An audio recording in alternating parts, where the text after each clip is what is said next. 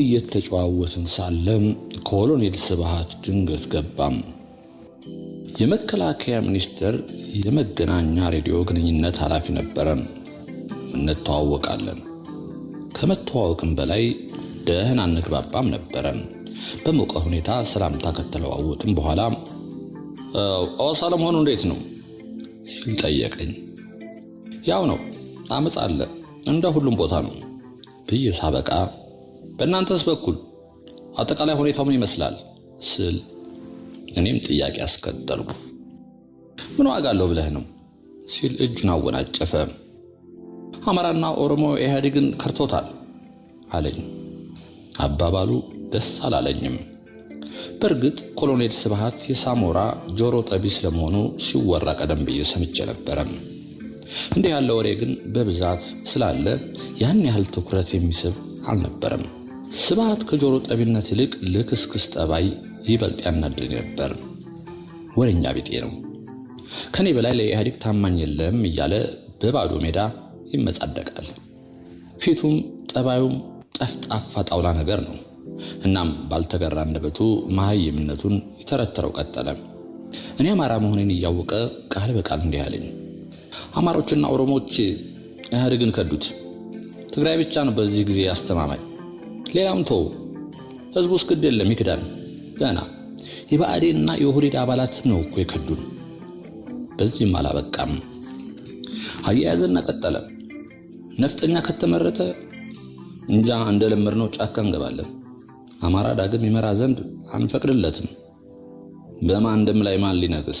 ነፍጠኛ አንድ ባብ አፈርልሶ ከመቃብር ወጥቶ ወደ ስልጣን ሊመጣ አፄ ዮሐንስ ስልጣኑ ለነፍጠኛ አስረከበ። ያስተት አይደገምም።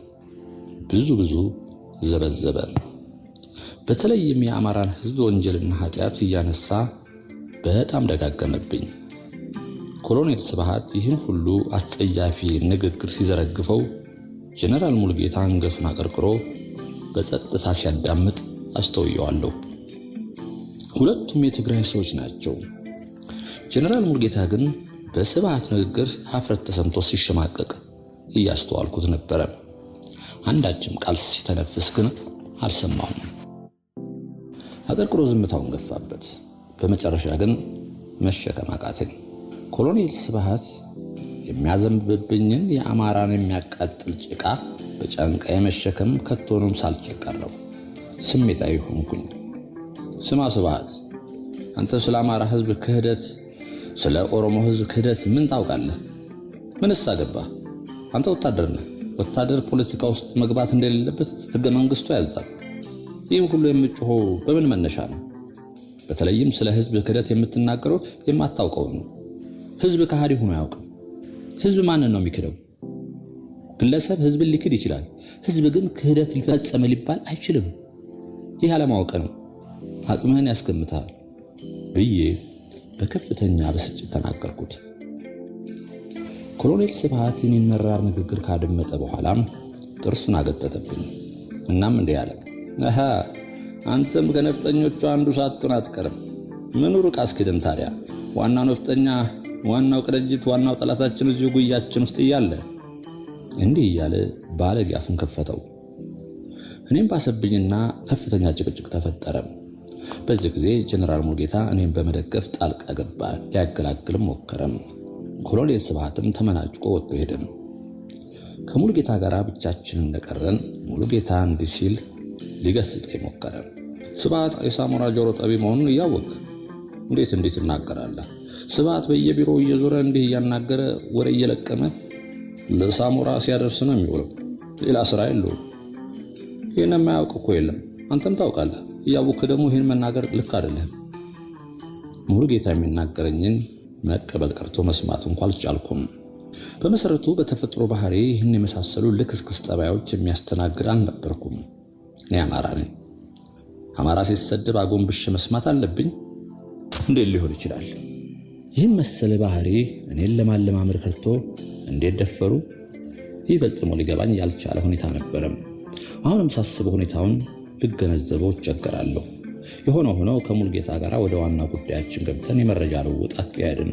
በዚያም ቀን የተናገርኩት ኮሎኔል ስብሃት ሳሞራ እንዳቀበለው ግልጽ ነበረ። ያ ግን ለእኔ በወቅቱ አሳሳቢ አልነበረም። ከዚያ በላይ የስብሃት ንግግር የልብ ቁስል ሆኖ እያደማኝም ነበረ። ከዚያ ዝግጅት በኋላ አዲስ አበባ ኦፕሬሽን ተጀመረ። በኦፕሬሽን ዝግጅቱ ላይ መመሪያ በሚሰጥበት ጊዜ በስብሰባ እኔ አልተሳተፍኩም። ጀነራል ሙልጌታ ግን አጫውቶኛል። አመጽ ከተነሳ የአመጽ ግንባር ቀደም ግለሰቦችን ለይቶ መምታት የሚል ቁርጥ ውሳኔ ተላልፎ ነበረ። የአመጽ መሪዎች ከተመቱ ተከታዩ ህዝብ ከተመቱት ተምሮ አደብ ገዝቶ እንደሚቀመጥ ትንታኔ ተሰጥቶበት ይህም መመሪያ ያስተላለፈው በመለስ የሚመራው ኮሚቴ ሲሆን መመሪያው እስከ ታችኛው መዋቅር ድረስ ወርዶ ነበረ።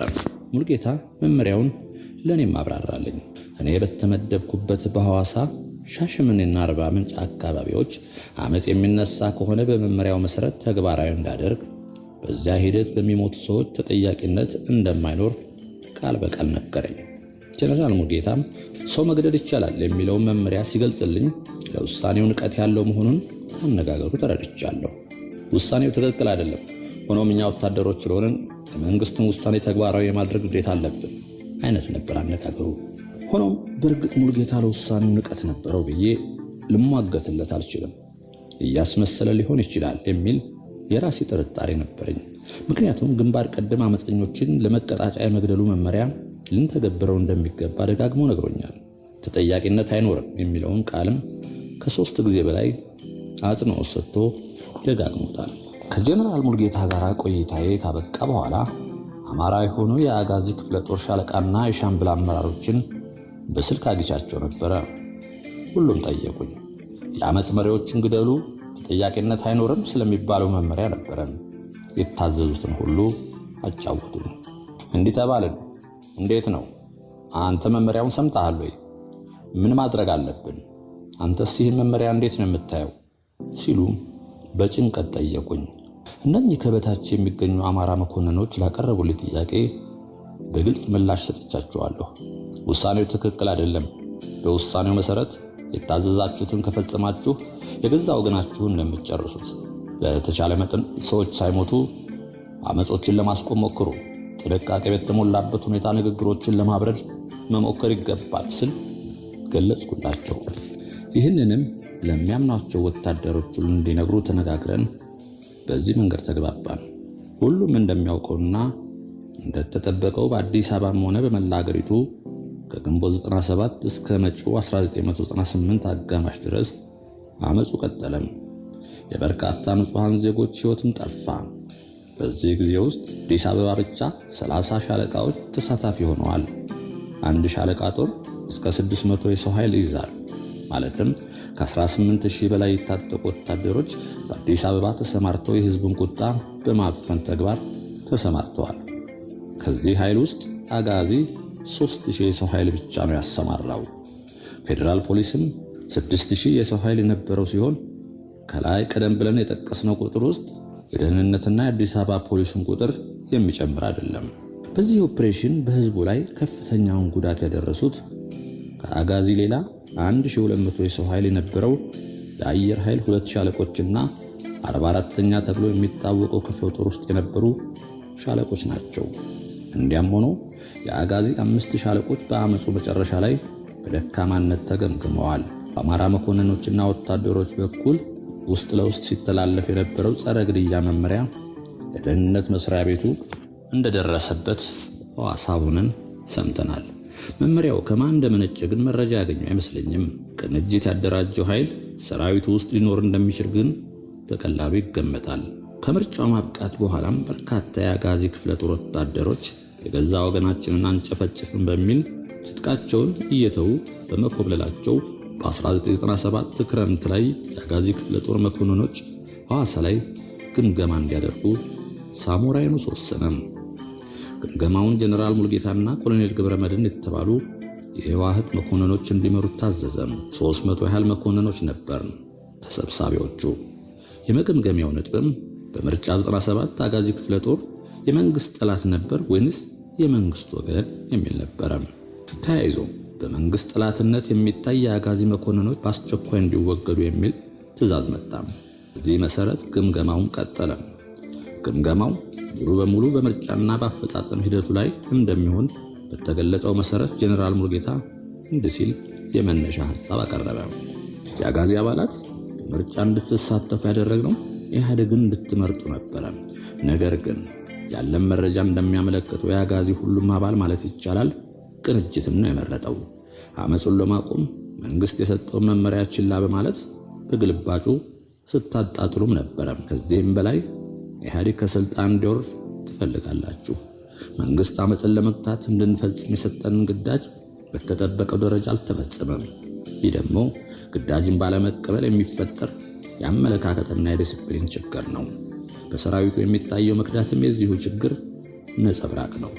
ይህ ችግር በተለይ በአማርኛና በኦሮምኛ ቋንቋ ተናጋሪዎች ላይ ጎልቶ የሚታየው ሆኖ ግምገማችንን በዚያው ዙሪያ ያተኩራል። ጀነራል ሙሉጌታ ቀደም ሲል ያለውን ተናግሮ የግምገማውን ትኩረት አቅጣጫ ግልጽ አደረገው። ከምርጫው በኋላ ከሙሉጌታ ጋር የነበረን ግንኙነት እጅግ ሻክሮ ነበረ። እንደገለጽኩት ሙሉጌታ ሲበዛ ሐሜተኛ ነበረ። ይሙለጨለጫል፣ ይገለባበጣል፣ ራሱን ከፍ ማድረግ ይወዳል። ግምገማውን የሚመራው ኮሎኔል ገብረመድህንም ሆነ ከሌሎች የትግራይ ኮሎኔሎች ጋር አብረን ብዙ ስለሰራን በቅርብ በሚገባ እንተዋወቃለን። ገብረመድህን ጠባብ አእምሮ እንዳለው አውቃለሁ። የኮሎኔልን ያህል ማዕረግ ይዞ ከጎጡ ባሻገር ማየት ይሳነዋል። ከትግሬ ባሻገር ያለነው ኢትዮጵያውያን ላይ ጥላቻውን በግልጽ ያንጸባርቃል። በትንሽ ነገር ይቀናል። የበታችነትና የድህነት ተጽዕኖ ያሰቃየዋል። ሚሊዮን ብር በእጁ ይዞም የድህነት ስቃይ አለበት። ገንዘብ ተሸክመህም ከድህነት አስተሳሰብ መላቀቅ እንደማይችል ከዚህ ሰው ግንዛቤ አግኝቻለሁ። አንጎል ውስጥ እንደ ሙጫ የተጣበቀበት የበታችነት ስቃይ አጨማዶ ይዞታል። ከወጥ ቤት ሰራተኞች ጋር ሲነታረክ ይውላል። ሱቅ ሄዶ ከባለ ሱቁ ጋር ይጋጫል። ቡና ቤት ገብቶ ከአስተናጋጆች ጋር በጠርሙስ ይደባደባል። ካልተነጫነጨ በሰላም መዋል አይችልም። ሌሎችን ማበሳጨትና ነገር መፈለግ የኑሮና የህይወቱ ብሂል ይመስላል። አማራ በመሆኔም ብቻ ስልጣን ልነጥቀው እንደምችል ገና ድሮ ደምድሞ ጨርሷል። እንደማልነቀው ለማረጋገጥ ልዩ ልዩ የተንኮል ወጥመዶችን ሲያጠምድ ይውላል። እንግዲህ ይህ የሐዋሳ ግምገማው ለዚሁ የጫጨ ኮሎኔል ምቹ አጋጣሚ ነበር የሆነለት። እየተቀባበሉ ይፎክሩብን ቀጠሉ። ገብረመድህን እንዲህ አለ። እንግዲህ አጋዚን የምናፈርሳት ወይንም የምናድናት አሁን ነው። ሁላችንም ቆርጠን መነሳት አለብን አለ። አያያዘና ጨመረበት። እዚህ ውስጥም ከዚህ ውጭም የአጋዚ ክፍለ ጦር ባልደረባ ሆኖ ቅንጅትን የመረጠና ቅንጅትን የደገፈ ያው ጠላት ነው። መታሰርም ሆነ መመታት አለበት። ከጠላቶቻችን ጋር አብረን መስራት አንችልም አለ። ሙሉጌታ በርሄም ተቀበለው። ከዚህ በኋላ እንደነበርነው ሆነ መቀጠል አንችልም። እንፈርሳለን ወይንም እንድናለን። ስለዚህ የምታውቁትን ሁሉ ተናገሩ። ከዚያም እድሉን ለተሰብሳቢ ሰጡም። ትግሬዎቹ እጅ እያወጡ ተናገሩ። ኮሎኔል አይኖም መስፍን፣ ሻለቃ መብራቱ፣ ሻለቃ ተስፋይ የስብሰባዎቻችን አስተሳሰብ እየደገሙ ረጃጅም ንግግር አደረጉ። ሐሳባቸው ሲጨመቅ አጋዚ አመጹን ለማቆም የተጠበቀበትን ያህል አልሰራም የሚል ነበረ። በሌላ አነጋገር በቂ ሲቪል ዜጋ አልገደላችሁም ማለት ነበረ። ከዚህ የተለየ ሊሰጠው የሚችል አንድም ትርጉም አልነበረም። ስራችንን በሚፈለገው መልኩ መስራት ያልቻልነው ደግሞ ከውስጥ እንቅፋት ስላለ ነው ሲሉ አጠቃለሉ። ከትግሬዎቹ ባሻገር ያለው ኢትዮጵያዊ አንዳችም ሳይተነፍስ በጸጥታ እያደመጠ ነበረ። እኔ ከፊት ነበር የተቀመጥኩት። እጅን አወጣሁ። ሙሉጌታ ወዲያውኑ እድሉን ሰጠኝ። እንዲህ አልኩ። ቅንጅትን የመረጠ ሁሉ ጠላት ነው ተብሏል። እንግዲህ ምርጫው የተካሄደው በሚስጥር ነው። ግን ቅንጅትን ይምረጥ ማንስ ኢህአዴግን ይምረጥ እንዴት ሊታወቅ ይችላል? ይህን ማወቅ የሚችል ጠንቋይ እዚህ አለ? ከዚህ ባሻገር በሀገር ደረጃ ነፃ ምርጫ ነው ተብሎ ታውጆ የለም እንዴ? ማንኛውም ዜጋ በግሉ የፈለገውን ድርጅት የመምረጥ መብት አለው አልተባለም? እኛ ራሳችን እንዲህ ብለን አልተቀበልንም። ኢህአዴግ እስከምናውቀው ድረስ በዚህ መርህ ነው ሲሰራ የነበረው። አሁን እንዴት ነው ኢህአዴግን ያልመረጠ ይገደል፣ ይቆረጥ፣ ይፈለጥ ማለት ተጀመረው? ሌላ ጉዳይ ግምገማው በአማራና በኦሮሞ ላይ ብቻ ለምን አነጣጠረም? አንድ ምሳሌ ልንገራችሁ አሉ። ቤተ መንግስት ውስጥ 270 የሚሆኑ የጠቅላይ ሚኒስትሩ የውስጥ አጀብ አሉ። ሙሉ በሙሉ የአድዋ ትግሬዎች ናቸው። የቤተ መንግስቱ ዙሪያ ጥበቃ 550 የሰው ኃይል ይዟል። አብዛኛውም ትግሬዎች ናቸው። ጥይት ቤት ካምፕ 5000 500 ያላነሰ ወታደር አለ። ሚስቶቻቸው አሉ፣ ሰራተኞቻቸውም እንዲሁ። አብዛኞቹ ትግሬዎች ናቸው። የእነዚህ ሁሉ ድምር 2000 በላይ ነው። እነዚህ ሁሉ በምርጫ ተመዝግበው እንዲመርጡ ተደርጓል። ሆኖም በቤተ መንግስቱ ዙሪያ እነዚህ 2000 ትግሬዎች በምርጫ በተሳተፉበት ቀበሌ ኢህአዴግ 165 ድምፅ ብቻ ነው ያገኘው። እንግዲህ ትግሬውም ሙሉ በሙሉ ኢህአዴግን አልመረጠም ማለት ነው። ይህ ከሆነ ለምንድን ነው ትግሬውን ታማኝ ሌላውን ጠላት አድርጋችሁ የምታቀርቡት? ይህን ካልኩ በኋላ የስብሰባው መንፈስ ሙሉ በሙሉ ተለወጠ። ተስፋ ቆርጠው አቀርቅረው በዝምታ ተቃውሞ ላይ የነበሩ መኮንኖች ሁሉ እጅ እያወጡ በጨዋ አነጋገር ሐሳባቸውንና ምክራቸውን ጭምር ሰነዘሩ። ማንም ከማንም የተሻለ ለዚች ሀገር ያስባል ሊባል እንደማይችል የጠቆሙ ነበሩ። ሀገራችን ሰፊ ናት። እችን ሰፊ ሀገር፣ ሰፊ ህዝብ ያቀፈች ምድር ለመምራት ሰፊ ልቦናና ሰፊ አእምሮ ያስፈልጋል ያሉም ነበሩ። ልብ የሚነኩ አባባሎች ተደመጡ። ለመጪው ትውልድ ምን ይሆን ትተን የምናልፈው ሲሉ በትካዜ ጥያቄም ያነሱ አልጠፉም። በእርግጥ የዚህን ውይይት በር የከፈትኩት እኔ ነበርኩ። እኔ ያንን የተናገርኩት መናገር ስለነበረብኝ ብቻ ነው። የተናገርኩት ሁሉ ተመዝግቦ ወደ ሳሙራ እንደሚላክን በደንብ አውቃለሁ። እያንዳንዱ ቃል ሰንጥቀው እንደሚያዩትና በቀላሉ እንደማያልፉት መረዳ ነበር። ግን አማራጭ የለኝም። እንጭጭና አጥፊ ኃላፊነት በጎደለው መንፈስ የቆሸሹና አሳፋሪ ቃላትን ለተፉብን ለእነዚያ ሰዎች ምንም አይነት አሳማኝ ቃላትን እንደማይገልጽ ግልጽ ነበር። እኔም በግሌ ቢሰድቡኝ ቢያዋርዱኝ በቻልኩት ነበረ። ዝነብ ያላቸው የዘረኝነት መንፈስ ነበረው። በጥቅሉ ሀገሪቱን የሚያወድም ነበረ። ምኖርባት ይህች ሀገር ናት፣ ሌላ ሀገር የለንም። ክፉም ደጉም ከነችግሩም ሆነ ከነጸጋዋ አባቶቻችን አውርሰውናል። ውይይቱን የሚመሩት ጀነራሎች አማራና ኦሮሞ የሀገሪቱ ጠላት ነው እያሉ ይህን ትልቅ ህዝብ እየሰደቡት ነበረ። ጆሮአችን ላይ ፊት ለፊት እየነገሩን ነበረ። እንዳነጋገራቸው መትረየስ አንስተን ደምና ጭቃ ልናደርጋቸው በተገባም ያን አላደረግንም። በረጋ አንደበት የአንድነት መንፈስ የሀገር ኃላፊነት እንዲሰማቸው ለማድረግ ነበር የሞከርነው። በዚያ ስብሰባ ተቃውሞ ያሰማነው መኮንኖች በምሳ ዕረፍት ላይ ስንጨዋወት ያለንበት ሁኔታ በጠላትነት ተፈርጀናል። በጠላትነት እንድንታይ ያደረገን ወንጀላችን ደግሞ አማራ መሆናችን ነው የሚል ነበረ። ለመነጋገር በቅተን ነበረም። የሆነ ሆኖ በዚህ ስብሰባ እኔ ያደረግኩት ንግግር አብዛኛው ተሰብሳቢ ደግፎት ነበረ። ከስብሰባ ውጭ አማራና ኦሮሞ መኮንኖች ጠጋ እያሉ ጥሩ አደረግ፣ እግዚአብሔር ይስጥህ፣ ይችን ሀገር አምላክ ይጠብቃል ይሉ ነበረ። እኔን ተከትለውም እነ ሻለቃ አዱኛ፣ ሻለቃ ምስጋናው፣ ሻለቃ አማሃ ስዩም፣ ሻለቃ ብርሃኑ፣ ሻለቃ ደምስ፣ ሻለቃ ጌታቸው አንድ ባንድ እየተነሱ የኔን ሐሳብ መነሻ በማድረግ በማጠናከር የግምገማው መሪዎች ተጋፈጧቸው። ለአንድ ወር ያህል ስብሰባው ቀጠለም። በመጨረሻ ኢትዮጵያዊነት ስሜት እያየለ መጣ። አማራና ኦሮሞዎች እንደ አንድ ሰው ሆነን ተጋፈጥናቸው። በጠበበ የጎጠኝነት ኩሬ ውስጥ ሲንቦጫረቁ የነበሩ አንዳንድ የትግሬ መኮንኖችም ወደ ሰፊው ጎራ መምጣት ጀመሩ። ስብሰባው ባጭሩ እንዲቋጭ ተደረገ። ሳንስማማ እንደተስማማን ተደርጎ አፈርሳቱ አበቃም። ከስብሰባው በኋላ ግን ነጣጥለው መጡ። ነሐሴ መጨረሻ ላይ እኔን ወደ አዛዥነት መምሪያ መኮንን ኮሌጅ ለትምህርት ወደ ደብረ ዘይት ላኩኝ። መስከረም ላይ በስብሰባው ላይ እኔን ደግፈው ሽንጣቸውን ገትሮ ከተሟገቱት መካከል ጥቂቶቹ ተይዘው ታሰሩ።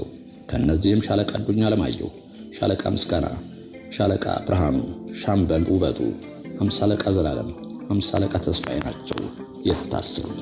ሁሉም አማርኛ ተናጋሪ ነበሩ። በሌሊት ከተኙበት እየታፈኑ ተወሰዱ። መለስ ዜናዊ ላይ የግድያ ወንጀል ለመፈጸም አሲራችኋል የሚል ጥያቄ እየቀረበላቸው ማዕከላዊ ምርመራ ከባድ ፍዳ እየደረሰባቸው መሆኑ ሰማው።